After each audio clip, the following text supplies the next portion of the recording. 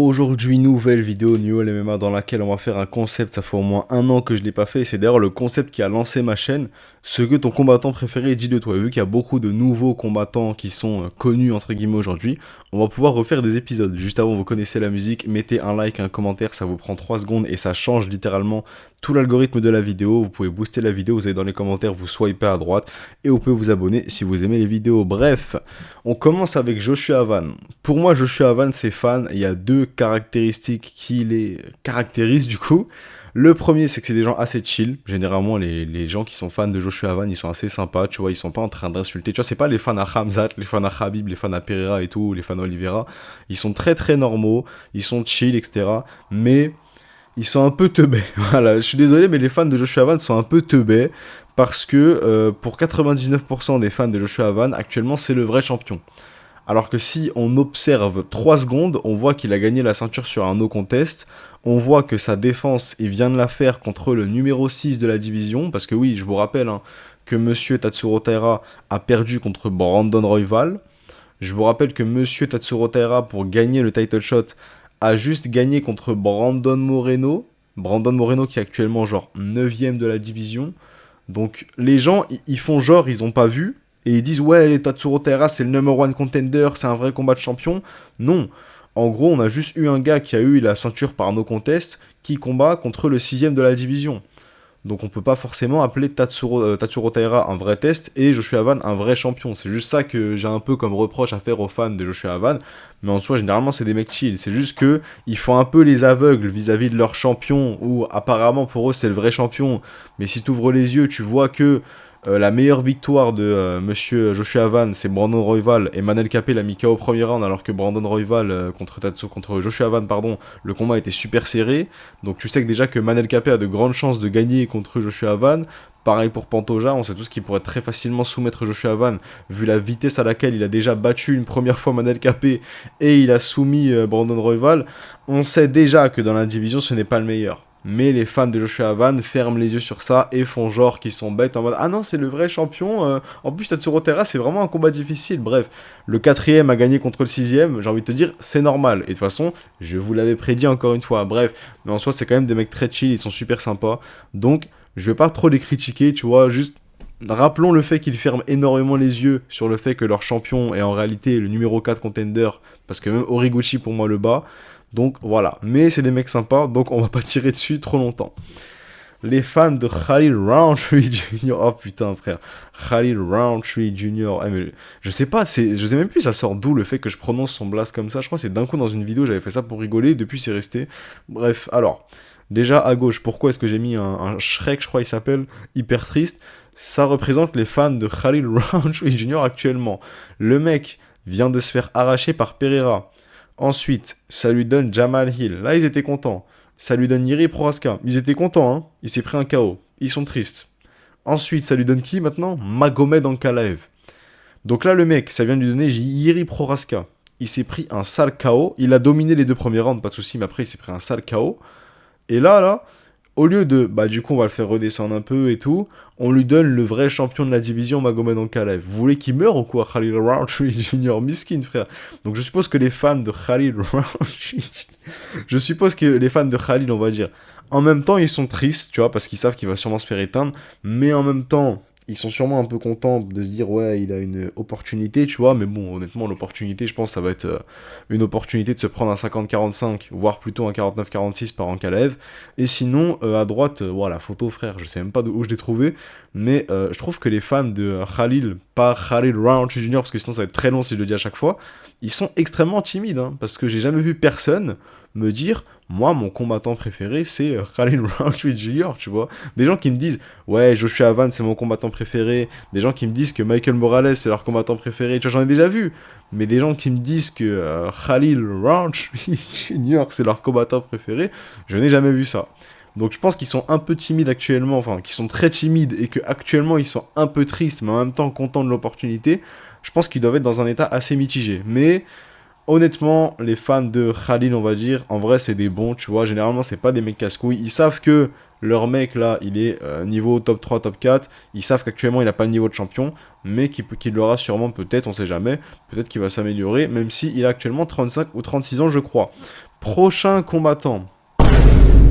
Michael Morales. Alors, il y a beaucoup de choses à dire sur vous. Ceux qui kiffent vraiment Michael Morales, c'est votre combattant préféré. Je pense déjà de 1 que vous kiffez le striking, ça c'est assez logique, hein, je pense que vous kiffez le striking, c'est pour ça que j'ai mis Pereira.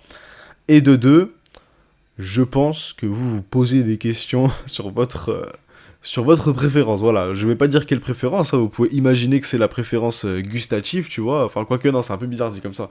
Imaginez que c'est la préférence de quand tu manges, tu vois, on sait jamais, peut-être c'est la différence de viande que tu préfères, peut-être je parle de différence de préférence de, je sais pas moi, de tableau, tu vois, de couleurs, tu vois, on sait pas, mais je pense visuellement c'est assez compréhensible de quel type de préférence je parle. Donc c'est tout ce que j'allais dire sur les fans de Morales. Maintenant les gars, les fans de Morales, j'ai envie de vous dire, réveillez-vous s'il vous plaît. Est-ce que vous pouvez vous réveiller histoire que le frérot ait un title shot? Parce que je pense que en tant qu'humain normal, nous n'avons tous pas envie de voir Makhachev 50-45 à Hungary qui est à chier comparé à Makhachev. Alors que Michael Morales, je pense qu'il a déjà bien plus de chances. Parce que je pense que la seule manière de battre Makhachev, c'est par KO. Et le seul actuellement dans la division qui peut potentiellement lui mettre un KO avant de se faire emmener au sol, je pense que c'est Morales. Je pense que Prates, il va se faire instantanément emmener au sol. Je ne pense pas qu'il va mettre KO Makhachev. Mais Morales, je sais pas pourquoi, je sens qu'il peut un petit peu plus, tu vois. Donc, si possible que le contender qui a le plus de chances de gagner contre Makhachev, même s'il a très peu de chances de gagner contre lui, ait un title shot, je vous invite à vous réveiller, les frères. Donc, enfin, les frères. Les fans de Morales. Donc, s'il vous plaît, réveillez-vous, faites un peu de bruit, ce serait bien. T'as vu, déjà, moi, je suis pas un grand fan de Morales. Mais j'essaye de faire un peu de bruit pour montrer à tout le monde que c'est lui qui mérite le title shot. T'as vu, je balance des shorts sur YouTube, des TikTok, des réels Insta. En plus, je crois sur TikTok, il a bien marché, celui sur Morales, je sais plus du tout, frère. Mais t'as vu, même moi, en tant que mec qui n'est pas fan de Morales, j'essaye de faire montrer un peu aux gens la propagande qui montre que ce mec est clairement meilleur que Ian Gary. Mais même vous, vous faites aucun effort, frère. Donc, après, genre, posez-vous les questions sur vos préférences. Après, d'abord, faites la pub pour Morales, comme ça, on a un combat intéressant. Et après, si vous voulez faire vos bails de votre côté, vas-y, frère, brother, faites ce que vous voulez. Bref. Oh, j'avais oublié ça. Alors, monsieur Jean... vraiment, c'est vraiment la chaîne la plus aléatoire du MMA, frère. Et là, on pourra pas me dire que je suis pas... On pourra pas me dire que la chaîne, elle est pas originale, là. Et là, il y a quand même des gens, là, qui vont me dire « Ouais, Lounès, tu plagies. » Ouais, bah, qui a plagié ça, frère? Bref. Bref, Jean Silva. Jean Silva, les fans de Jean Silva. Alors, déjà de 1, je pense que ce qui est écrit à gauche du milieu du tableau est assez compréhensible. Hein. On sait d'où vient l'argent de Jean Silva. On sait que parfois il prend des petits chèques de 7000 euros comme ça. Donc pour moi, si t'es fan de ce gars, c'est un peu chelou. N'oublions pas Free Palestine, voilà. Et sinon, pour moi, si t'es fan de Jean Silva, t'es vraiment un mec chelou. Hein. T'es vraiment un mec chelou, frère. Parce que voilà, déjà, le truc qu'on sait sur lui, sur les virements de 7000 euros. Mais surtout, qui est fan d'un mec qui fait que crier waf waf pour aucune raison dans la cage, qui est tout le temps en train de s'embrouiller avec tout le monde pour aucune raison, qui est grave irrespectueux. Le mec, en plus, je crois que j'avais vu une vidéo de lui, d'un fan qui lui disait, ouais, genre, viens, on fait genre, on se fait des étranglements pour rigoler et tout, et il a vraiment, genre, étranglé jusqu'à que le mec, il tombe dans les pommes. Ce mec est trop bizarre, frère, genre, je l'aime pas des masses. Donc, pour moi, si t'es fan de lui, c'est assez chelou, tu vois. Genre, si j'ai un pote, il me dit, ouais, moi, je kiffe Jean Silva, je regarde, non, frérot, qu'est-ce que tu racontes? Genre, il y a des choses que tu sais pas sur lui, je crois. Bref, donc c'est tout ce que j'ai à dire sur vous. Maintenant, je pense que 99% des gens qui sont fans de Jean Silva, c'est juste vous êtes fan de son style, et ça, y a pas de problème. Maintenant, si vous êtes fan du personnage, respectueusement, allez vous faire foutre, quoi. Ensuite, ouah, frère, elle est Diaporama, frère, tu vois. Là, on pourra pas me dire, ouais, Lounès, il copie, hein. New MMA, c'est du plagiat, Théma, t'as vu? Crescendo, gentil et tout, paf. T'as vu, déjà là, on rentre dans une autre dimension. Bam, on rentre dans une autre dimension. Bam. Alors, Sean Strickland, USA, USA, USA. Voilà, c'est bon, je l'ai dit 3 fois. Je pense que là, il va pas me casser les couilles si je le dis pas. Parce que USA, si tu le dis pas, j'ai l'impression que tu vas te prendre un bannissement par Sean Strickland. Alors, déjà, bon de rappeler, être raciste, c'est très mauvais. Stop au racisme, hein, je pense que tout le monde est d'accord avec ça. Par contre, là, on a le champion du racisme. Alors lui, frère, que tu sois musulman, que tu sois chrétien, que tu sois bouddhiste, que tu sois... hindou, je sais pas quoi, que tu viennes de la France, du Daghestan, que tu viennes de Tchétchénie, que tu viennes du Maroc, d'Algérie, de n'importe quel pays, un noir, un arabe, tu peux être qui tu veux, il tire sur tout le monde.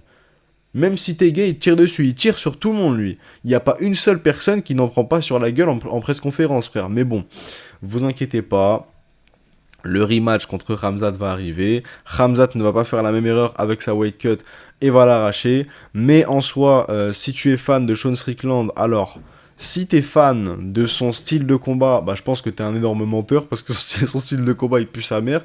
D'ailleurs, bon de rappeler que le dernier combat contre Shimaev était nul. Je vois pas pourquoi il y a des gens qui disent que le combat était bien. Je préfère honnêtement regarder Shimaev DDP que regarder Shimaev Strickland, juste parce qu'avec Shimaev DDP, au moins je peux m'entraîner en regardant le combat. Mais surtout, non, franchement, Sean Strickland, frère, son style il est nul, donc tu peux pas être fan de son style. Si t'es fan de lui, c'est que t'es fan de sa personnalité. Alors, que tu te retrouves dans certaines choses qu'il peut dire, parce que parfois c'est vrai qu'il dit les termes, tu vois, quand il va parler de certaines communautés, on va dire, qui veulent la fin du monde, si vous voyez ce que je veux dire, je peux comprendre ce qu'il dit. Maintenant, quand il va te dire pour aucune raison que les musulmans sont des terreaux, voilà, et je parle pas de terroir, hein, vous avez très bien compris de quoi je parle, quand il va commencer à parler des noirs, qui va dire que c'est tous des voleurs et trucs, des trucs comme ça, bref, non, ce qu'il dit c'est très mauvais.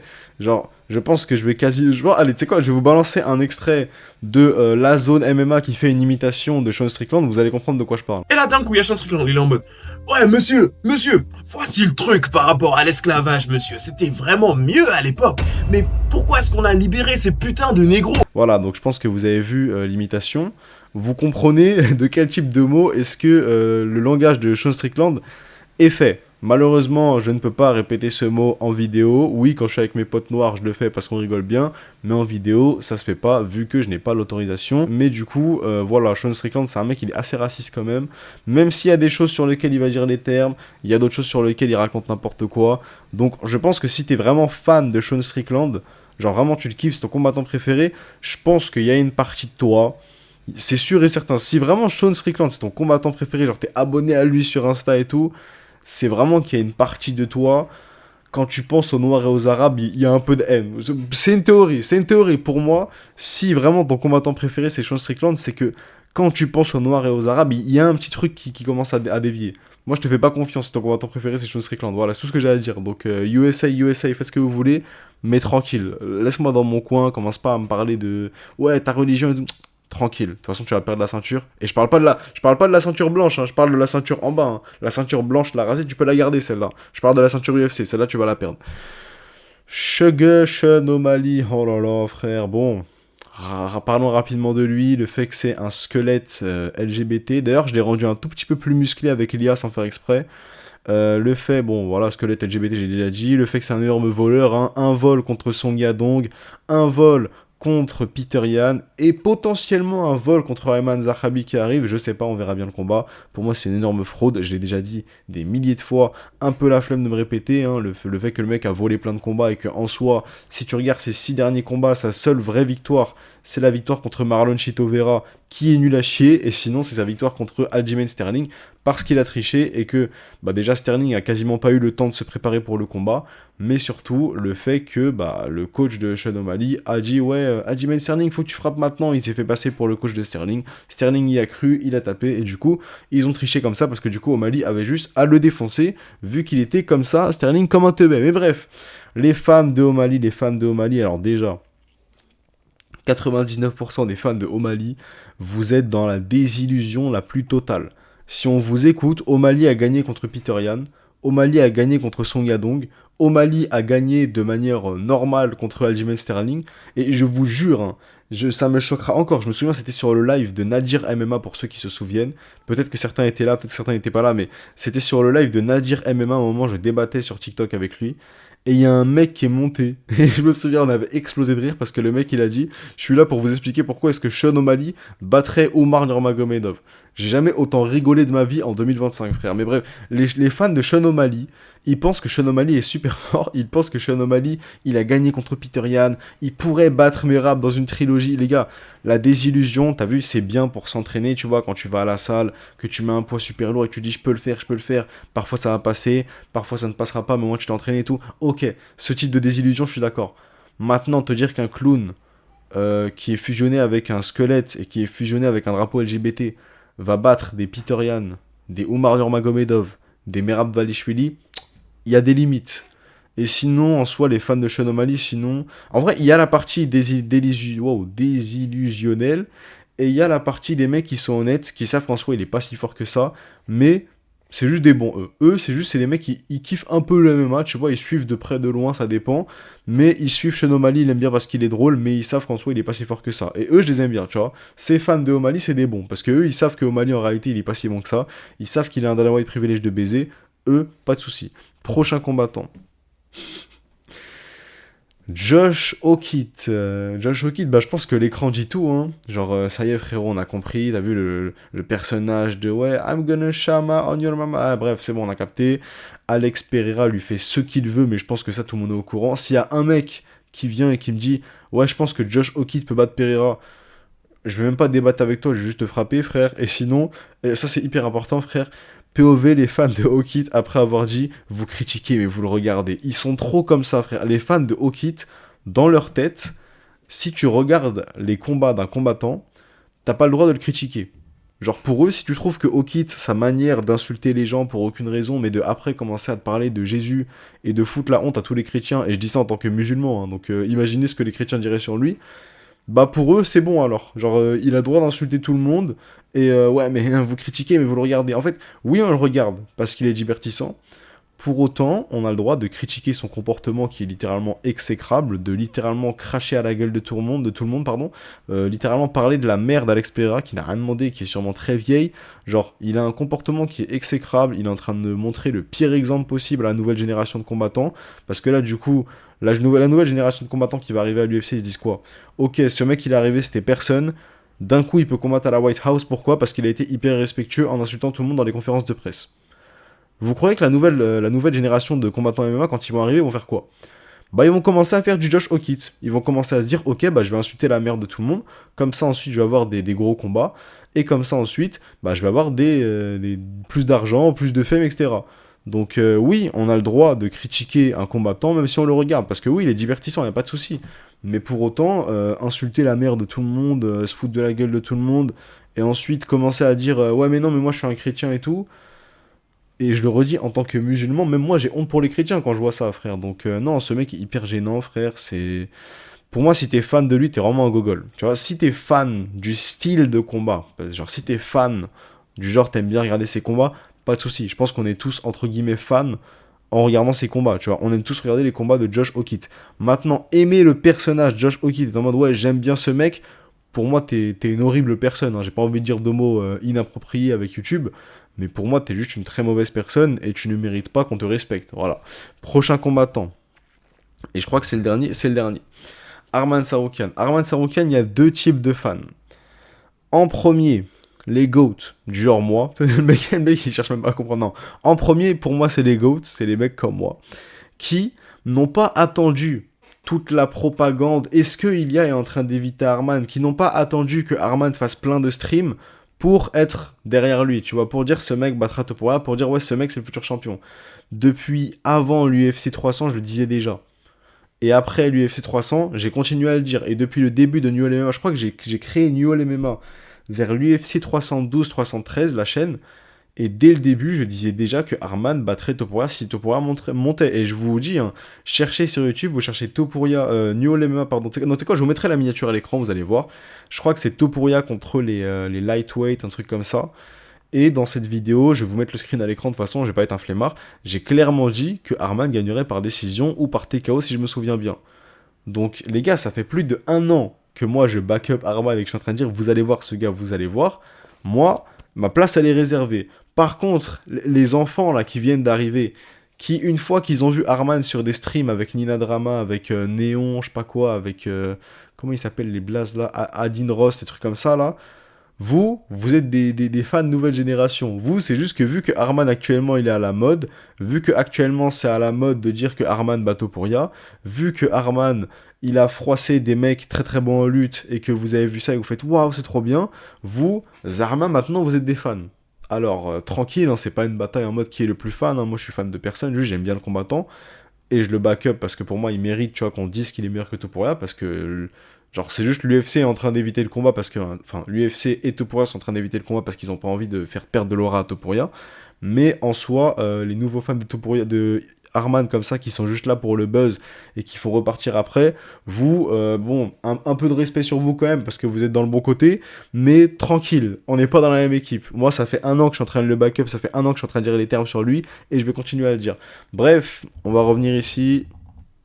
Hop. N'hésitez pas à liker, commenter, c'est la fin de cette vidéo. Pour ceux qui sont encore là, vous allez mettre le mot créatine, parce qu'il y a de la créatine à l'intérieur de la bouteille, je viens de m'en souvenir. Mettez le mot créatine, on va voir qui était là jusqu'à la fin. Abonnez-vous, likez, boostez la vidéo, vous connaissez, à plus, à demain.